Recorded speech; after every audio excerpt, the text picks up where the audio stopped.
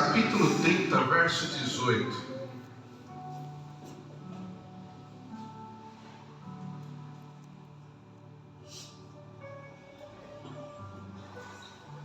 Olha só o que diz esse verso.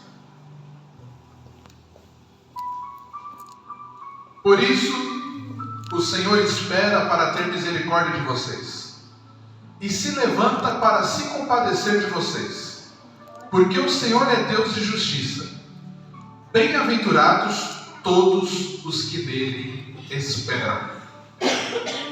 Deixa a sua Bíblia aberta aqui, nesse capítulo, nesse texto. Eu quero falar um pouco hoje sobre esperar no Senhor. Porque tem horas que a gente não tem paciência. Tem horas que a gente não sabe esperar. Eu me lembro que eu era... Isso sofro até hoje. Eu era mais novo e quando meu pai prometia alguma coisa, meu pai ou minha mãe, eu ficava ansioso. Porque eles falavam, tal dia eu vou te dar tal coisa. E eu ficava ansioso. Hoje em dia eu continuo ansioso. Quando alguém fala que vai me dar uma coisa, eu gostaria que Deus acelerasse. É de verdade mesmo deles. Eu falo para Deus, acelera aí, acelera o tempo aí para chegar logo. E a gente fica ansioso com diversas coisas. E tem coisas que a gente fica ansioso, que são coisas que vêm da parte de Deus. E tem coisas que a gente não sabe entender. Então hoje eu quero falar sobre a esperança, sobre esperar as coisas no Senhor. A gente precisa entender que uma das principais coisas que Deus quer de mim e de você é que nós sejamos mais parecidos com Jesus. Amém, Jesus. Sabe, eu gosto muito do apóstolo Paulo. E todo culto de Santa Ceia, eu gosto de começar lendo o texto de 1 Coríntios 11, 1, não precisa colocar ela. Que Paulo fala assim, sede meu imitador como eu sou de Cristo. Uma das coisas que Deus espera de cada um de nós é que nós sejamos parecidos com Jesus. E aí quando a gente fala dessa parte de ser parecido com Jesus, os que são mais agitados, mais nervosos, mais brutos, porque nós seres humanos temos cada um a sua qualidade, o seu jeito de ser, a gente sempre se lembra de Jesus quebrando as coisas lá no templo. É ou não é assim? A gente nunca se lembra de Jesus falando assim, ó, se baterem de um lado, dá o outro. Ó, se te fizerem andar 1 milha, anda 2. A gente nunca se lembra da parte de que Jesus pegava e falava assim, ó, o povo está aí, está aqui escutando a gente, vê aí se alguém tem alguma coisa de comer e vamos dividir com eles. A gente não gosta de ser parecido com Jesus. E a gente está vivendo um momento na Terra no qual nós somos atacados constantemente. Como assim, pastor? Atacados constantemente. Se você, em determinados lugares que nós frequentamos, chegar e falar que você é um cristão, que você acredita em Deus, talvez você vire motivo de piada. Talvez vão falar para você que você está de brincadeira em acreditar em Deus, acreditar num homem que foi crucificado e ressuscitou. Como pode um negócio desse? É ou não é verdade? As pessoas hoje em dia não acreditam nisso.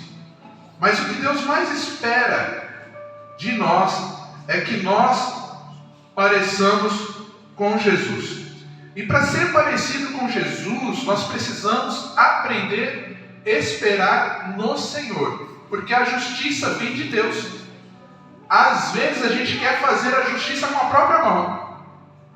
Quantas vezes pessoas fizeram coisas ruins para mim, e aí eu estou falando de mim mesmo, como pessoa, como ser humano, E eu queria fazer a justiça com minha mão. E é chato, porque você não pode fazer justiça com sua mão. Você não pode dar um troco. Aí você tem que esperar a justiça de Deus. E isso traz algumas limitações para nós que somos seres limitados.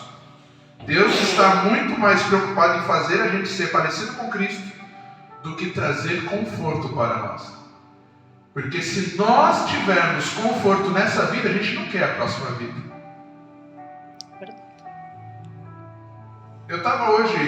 Eu gosto de escutar podcast.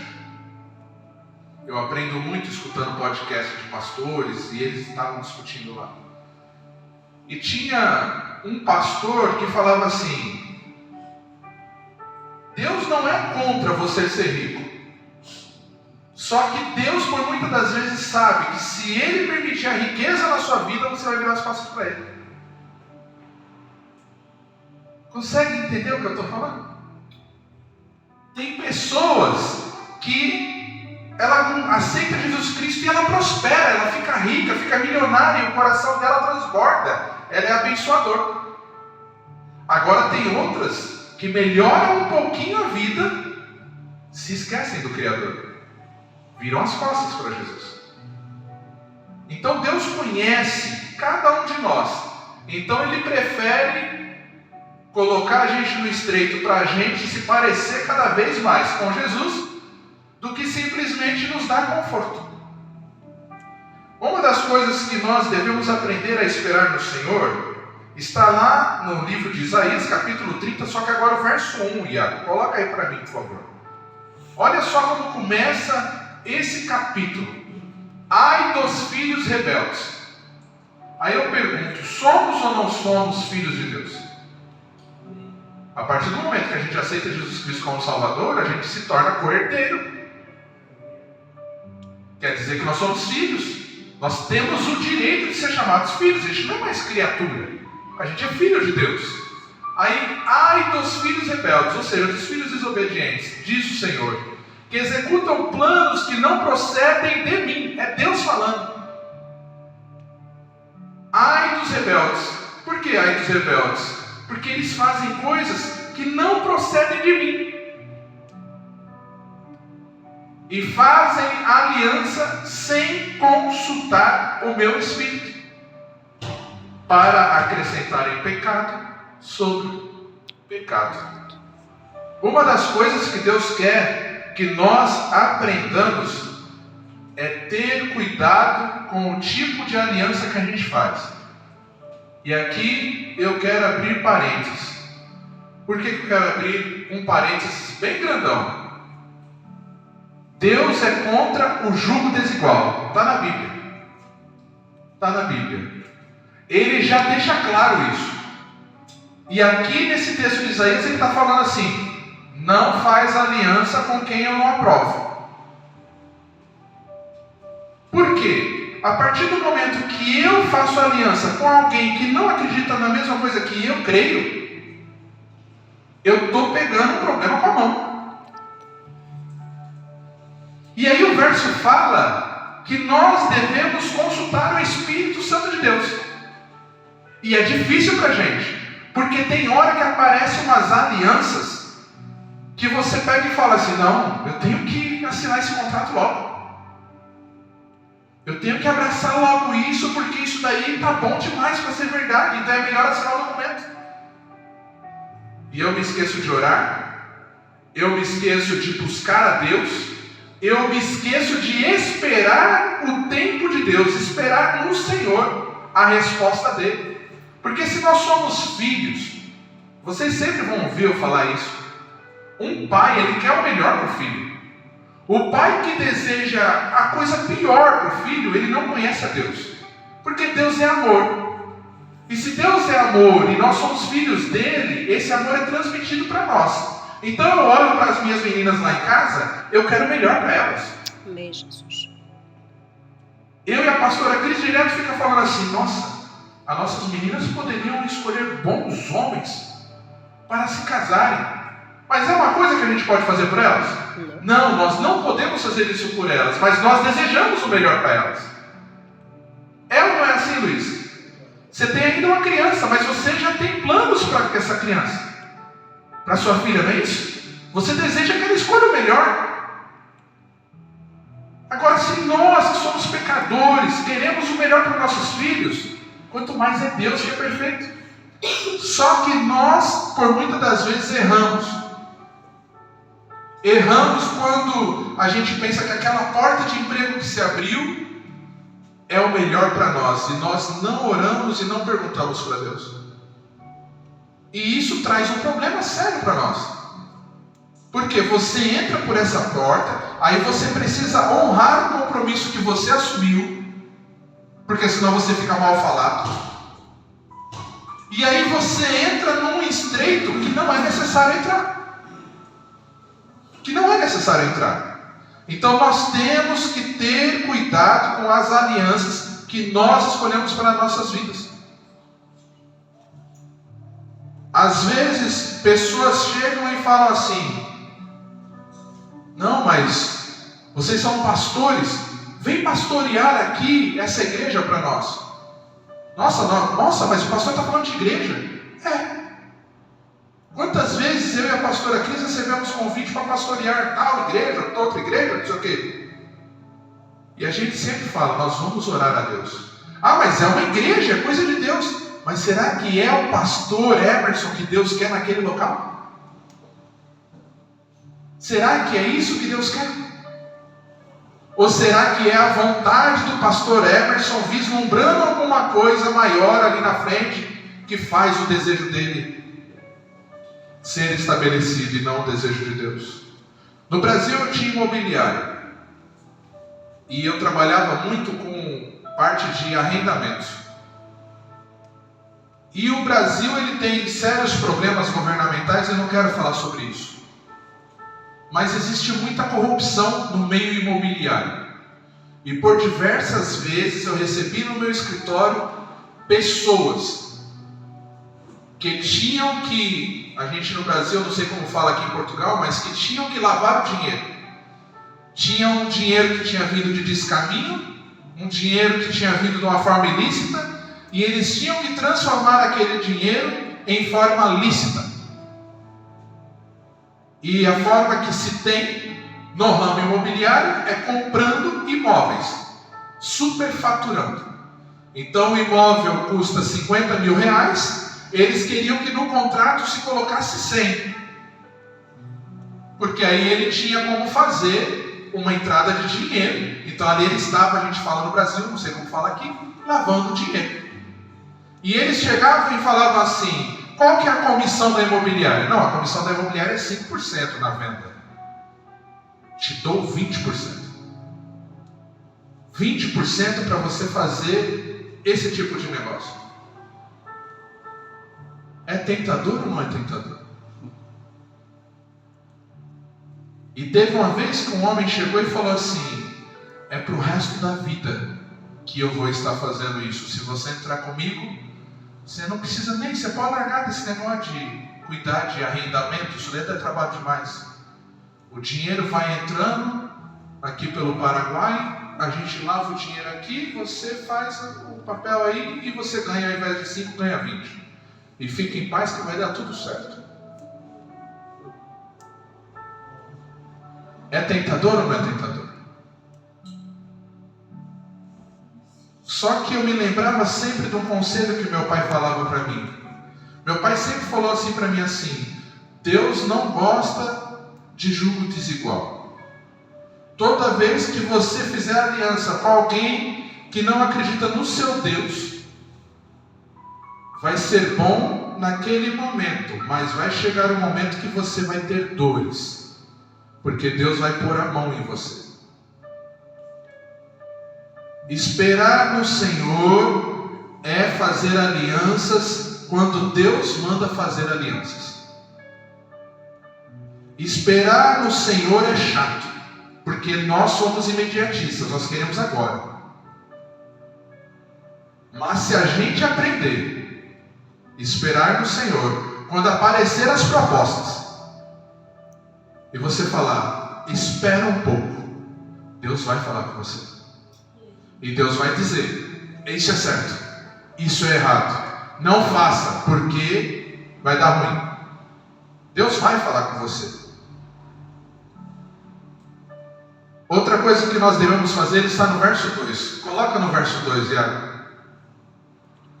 Eles descem ao Egito sem me consultar, buscando refúgio em Faraó e abrigo à sombra do Egito. O povo estava passando por necessidades. Aonde eles tinham que buscar alimento, ao ver humano, ao olhar humano, era descer para o Egito. Mas para lá, Deus lá no passado tinha tirado eles do Egito. E aqui Isaías está falando aqui o que Deus estava dizendo para ele. O povo não está sabendo esperar em mim. Está indo lá para o Egito, está virando as costas para mim e voltando para onde eu tirei eles. Será que eu e você está voltando para onde Deus os tirou? Eu não sei para que é essa mensagem. Mas se Deus escolheu essa mensagem é porque tem alguém, ou na live, ou aqui, que está precisando ouvir isso. Será que a gente está virando as costas para Deus e olhando para onde Deus nos tirou?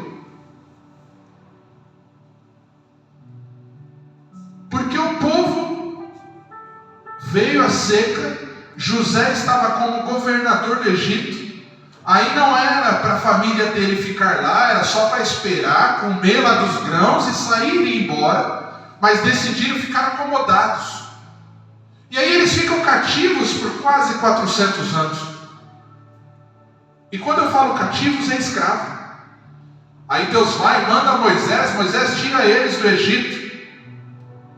Eles vão para o deserto. Existia uma promessa já em cima de Abraão que tinha que se cumprir na vida deles. Queriam voltar para o Egito. Uma caminhada, pastora Carla, de 40 dias, virou 40 anos. E daqueles que saíram, só 2 entrou na terra prometida. Josué e Caleb. E agora a gente vem aqui para o livro de Isaías e Deus está falando que o povo está fazendo a mesma coisa. Já era um povo que estava na terra prometida, já era um povo escolhido de Deus, já tinha templo, já adorava, já sacrificava ali na terra deles. Mas eles descem ao Egito sem consultar a Deus. Tem horas que nós temos que consultar a Deus. Senhor, é mesmo para mim fazer isso? Porque tem horas que a gente se engana. Tem horas que a gente olha para onde a gente saiu e fala, nossa, depois que eu escolhi Deus, as coisas ficaram tão ruins. Comecei a passar tanto aperto. Um tempo desse atrás, eu ouvi isso de uma pessoa que eu batizei. Depois que eu me batizei, as coisas piorou demais. Eu acho que está errado. Acho que está errado. Acho que é melhor voltar de onde eu estava, porque lá estava melhorzinho. Hoje está tão ruim. O diabo coloca, eu não sei como chama aqui em Portugal, mas coloca um cabresto. Lá no Brasil a gente fala cabresto, que é um negócio que põe nos olhos do cavalo, que não consegue olhar para os lados e ver as bênçãos caindo ao nosso derredor. Aí o diabo faz a gente olhar só coisa ruim. Você escolheu Deus, não pode fazer isso, não pode fazer aquilo, não pode aquilo, não pode aquilo, tem que deixar daquilo. O diabo só faz você focar nisso. Mas não olhe a nova vida que Deus quer dar para você, que está aqui, ao seu redor, caindo ao seu redor. Aí o diabo faz o quê? Faz a gente querer voltar para o Egito. O Egito aqui é o mundo que nós vivíamos antes de aceitar Jesus. Escravidão. Do quê? Do pecado. Porque lá tudo podia. Lá eu tinha bens, lá eu tinha isso, lá eu tinha aquilo.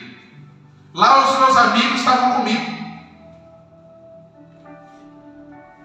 Só que buscam refúgio e abrigo de Faraó, à sombra do Egito, sem consultar a Deus. Sendo que o que Deus quer é que eles nos sirvam, não que a gente sirva a eles. Deus quer que eles olhem para a gente e falem assim, não, eu quero ter prazer lá em servir o Cristo. Eu quero lá servir o Cristo. O mundo tem que olhar assim para nós. Eu quero ser como o Luiz e a Tamara. Não, eles eram assim, agora estão assados. Eu quero estar junto lá para mim saber o que está acontecendo. E não o Luiz olhar para trás e, não, eu vou voltar para lá que lá estava mais legal. É o que Deus está falando aqui. É o que Deus está falando aqui. Nós temos que sempre consultar o Senhor. Nós temos que sempre consultar o Senhor. Eu sou motorista de Uber. Acho que todo mundo aqui sabe.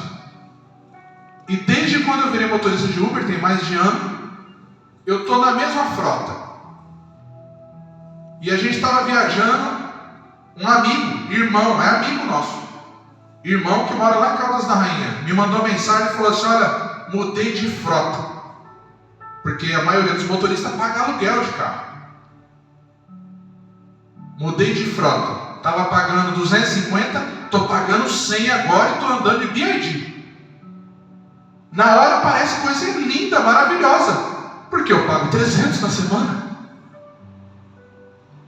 Se eu trabalhar do mesmo jeito, eu estou lucrando 200 na brincadeira. É ou não é assim? É uma matemática bem fácil. E 200 sobrando no bolso é coisa linda e maravilhosa. Lá em casa as meninas comem igual pedreiro. Então já começa a livrar a comida. Só o que está sobrando está livrando a comida já. É lindo e maravilhoso ou não é? Só que hoje, sentado, voltei às atividades convencionais hoje. Fiquei pensando, eu falei assim: rapaz, tudo bem, está pagando 100, mas o carro não é dele. O dono da frota gostou tanto de mim que falou: não, você não vai pagar aluguel não, esse dinheiro que você está pagando, o carro é seu. Você paga aí 2 anos e meio, o carro é seu. O outro vai pagar 100, mas o carro não é dele. E aí, o dono da minha frota, um cristão. Teve uma certa época aí, nesse 1 ano e pouco que eu estou lá trabalhando com ele, que as coisas foram ruins, foram mal. E ele pegou e falou assim: estou te dando 10% de desconto, porque aonde eu estou, eu aprendi que eu tenho que abençoar. Você é pastor. Eu vi no seu Facebook, você é pastor, não é? Sou. Então estou te dando 10% de desconto. É o dízimo que eu estou devolvendo para você, porque eu quero abençoar a sua vida. Glória a Deus. E aí ele chegou, falou: você quer um carro elétrico? Eu quero um carro elétrico. Então vem aqui, vamos conversar. Você já tem pago o aluguel e o carro não é seu, mas a partir de hoje você quer esse carro? Eu e a pastora andou no carro do Pikachu, gostamos, é elétrico, é mais econômico, é legal, o trabalho é bom. Ele falou: você quer esse carro? Quero. Então a partir de hoje você não paga mais aluguel, você está pagando a parcela do seu carro, daqui 2 anos e meio o carro é seu. Está feito? Está feito. A gente precisa entender que quando as coisas vêm de Deus, quando você espera, Deus vai te abençoar com algo que é bom. Hoje fui lá ver o negócio do pneu lá. O borracheiro, que é a oficina mecânica também, falou assim para mim assim: você sabe que esse carro aqui não quebra, né? Eu falei: como assim não quebra? Não, é pneu e travão, pastilha do travão. Porque esse carro aqui não é câmbio. É diferente o carro elétrico, não é câmbio, não é igual um carro automático. É só para frente e para trás, não tem câmbio. Você só muda a maneta aqui. Eu falei: não, para mim era um câmbio. Não é nada disso. Eu falei: mas e amortecedor? É a gás. Você só vai trocar isso daí se um dia alguma coisa bater e vazar o gás disso aqui. Aí ele falou assim: mas não tem como. Eu falei: por que não tem como? Aí ele levantou o carro: é blindado. Ele falou assim: é só pneu e travão. A gente precisa entender que se a gente espera em Deus, você pode passar o deserto, mas você está esperando em Deus, a bênção vem de um jeito diferente. A bênção vem de um jeito diferente. Nós precisamos consultar a Deus. Pode parecer alguém te oferecendo ouro, que é a pedra preciosa mais importante do mundo. Mas esse ouro pode ser bênção para o outro, para você não é. É verdade. Porque Deus pode estar preparando diamante para você. Agora depende do que você quer. Quer esperar no Senhor ou quer fazer conforme a sua vontade?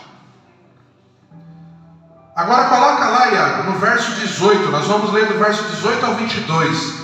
E assim a gente já vai encerrando. Olha só o que diz aqui.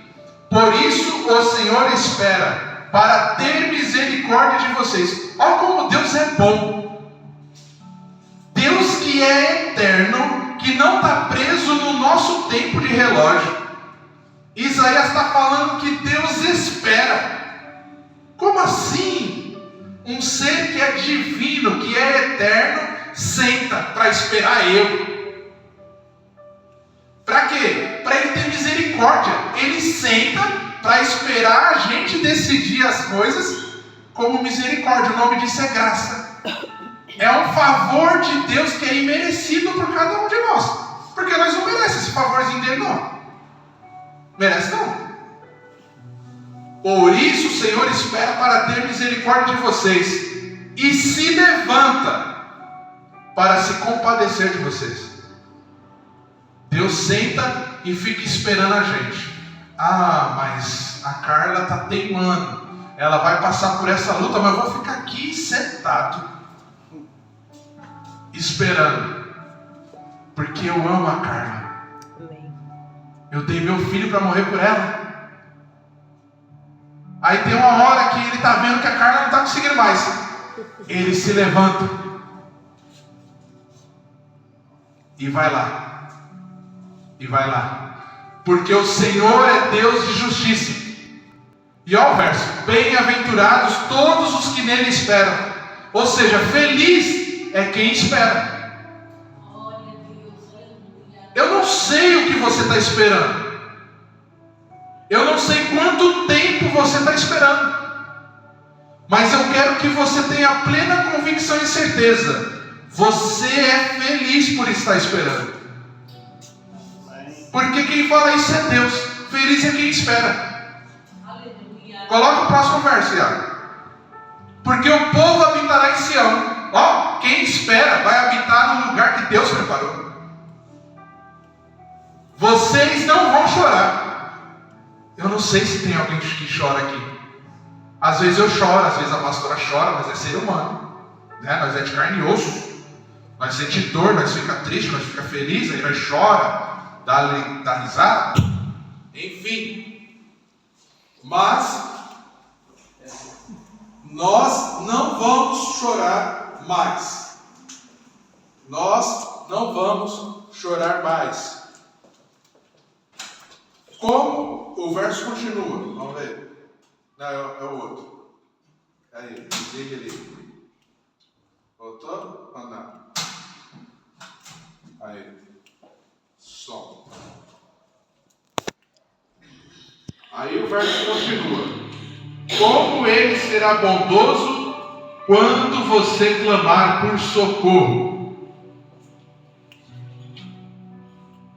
Você tem chamado Deus? Você tem clamado socorro para Deus?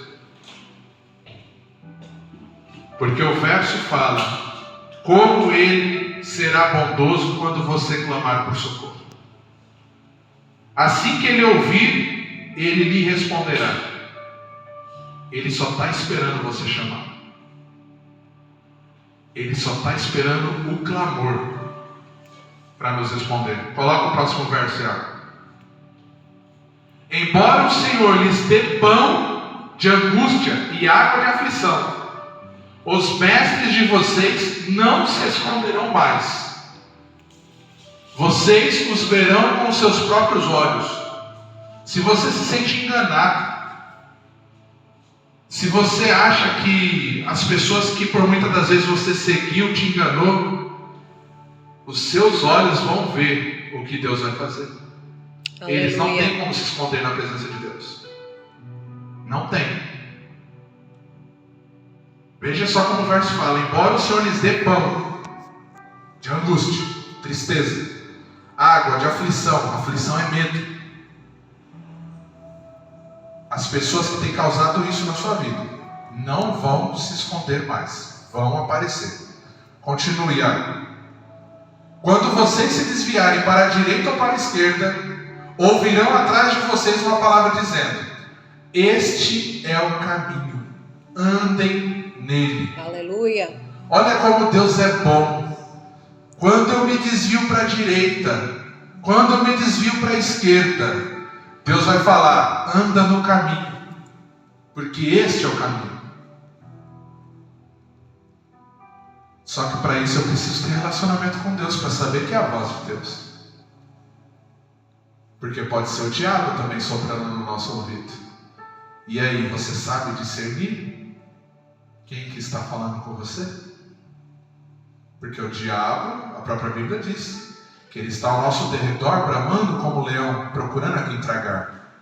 Então ele quer fazer te desviar do caminho. Mas olha o que o verso fala: ouvirão atrás de vocês uma palavra dizendo: este é o caminho, ande nele. Ou seja, Deus não vai perder você de vista.